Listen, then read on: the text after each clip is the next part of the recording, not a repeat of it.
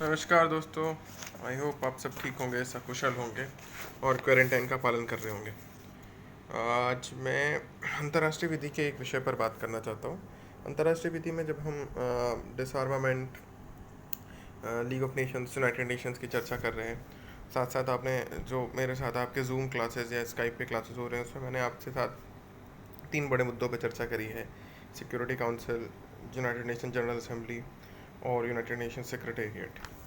उसी क्रम में मैंने जैसे आपको बोला था कि जो छोटे टॉपिक्स हैं जिन पर एक मोनोलॉग से काम चल सकता है, उन पर मैं आपको एक मोनोलॉग दे दूंगा जिस पर डिस्कशन की ज़रूरत नहीं है। उनको हम यूट्यूब क्लासेस में नहीं रख जूम क्लासेस में नहीं रखेंगे, उनको हम यूट्यूब पे वीडियोस में अपलोड कर सकते हैं।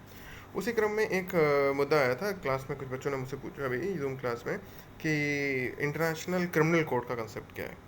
तो इंटरनेशनल क्रिमिनल कोड के डेवलपमेंट को समझने के लिए आपको उसको दो पार्ट में बांटना पड़ेगा। पहले पार्ट का डेवलपमेंट जो लीग ऑफ नेशंस के समय पे हुआ है, तो मैं एक क्रोनोलॉजी आपके लिए बना देता हूँ, अब उस क्रोनोलॉजी पे समझ लीजिए। इसकी बात तो बहुत पहले से होने लगी थी इंटरनेशनल क्रिमिनल कोड की, और international criminal code international code of justice से अलग है।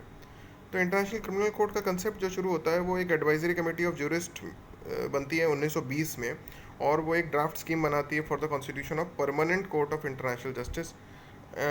इसके फाइनल ड्राफ्ट में ये चीज़ रखी जाती है कि crime against humanity, crime against public order, crime against universal law पर भी काम होना चाहिए। तो यहाँ से इसकी बात शुरू होती है। उसके बाद 1937 में एक कन्वेंशन आती है, convention for the prevention and punishment of terrorism. League of Nations draft ने एक कन्वेंशन ड्राफ्ट करी जिसको for the establishment of permanent international criminal court, but unfortunately वो साइन नहीं हो पाई। इवन दो 26 नवंबर 1937 को जो मेंबर्स ने कुछ देशों ने उसको अप्रूव भी किया।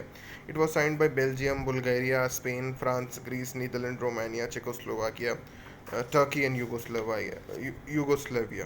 बट किसी भी देश ने रेटिफाई नहीं करा, इस वजह से ये वजूद में नहीं आ पाई। तो ऐसा नहीं है कि इसके एफर्ट्स लीग ऑफ नेशंस के समय पे नहीं करे गए, लेकिन लीग ऑफ नेशंस के समय पे करे गए एफर्ट्स सक्सेसफुल नहीं हुए। इसके बाद यूनाइटेड नेशन का जन्म हुआ, जैसे कि आपको पता है, विश्व युद्ध के बाद। तो यूनाइटेड नेशन ने किस तरह से काम करना शुरू किया है कि 1948 में जनरल असेंबली ने इंटरनेशनल लॉ कमीशन से कहा कि आप स्टडी करें और एक डिटेल्ड रिपोर्ट दें कि हाउ कैन वी कॉन्स्टिट्यूट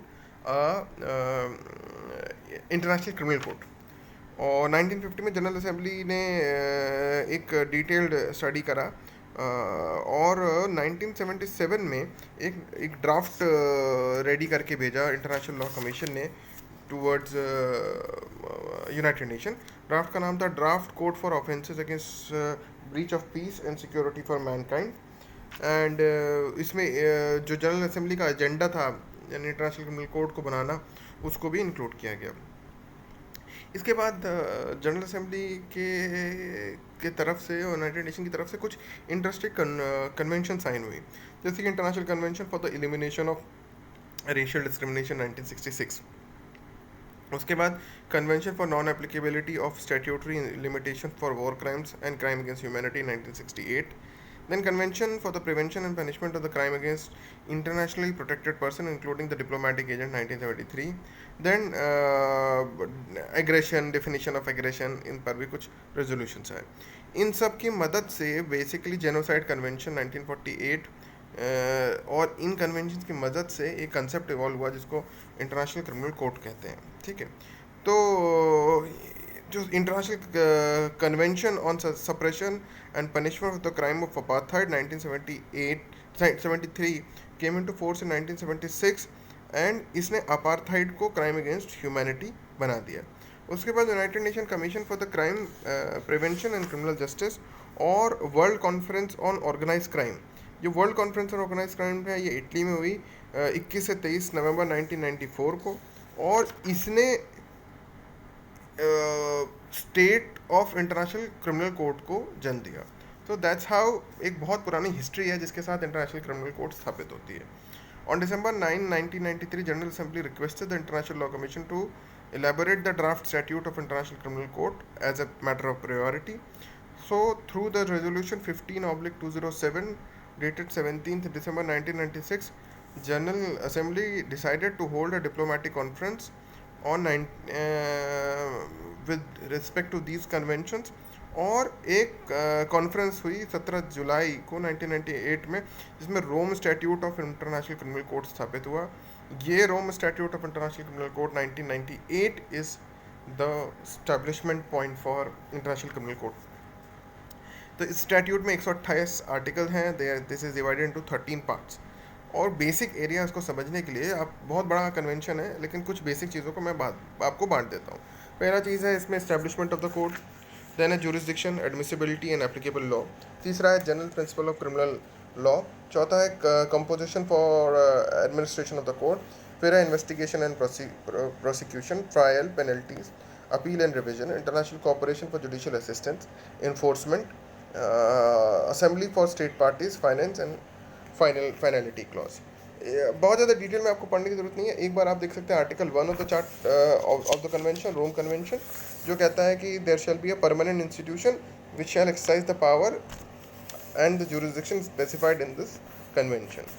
किन चीज़ों के लिए इंटरनेशनल क्रिमिनल कोर्ट कार्रवाई कर सकती है? वो है 4। नंबर 1 क्राइम ऑफ जेनोसाइड, दूसरा है क्राइम अगेंस्ट ह्यूमैनिटी, तीसरा है वॉर क्राइम, चौथा है क्राइम ऑफ अग्रेशन। एक बार फिर से बता देता हूँ, crime of genocide, crime against humanity, war crimes and crime against aggression. कौन सा लॉ एप्लीकेबल है? That is under article 21 of the Rome statute. इसमें elements of crimes, rules of procedure and evidence, conventional law, customary law, general principles recognized by states, all these are included into the law applicable.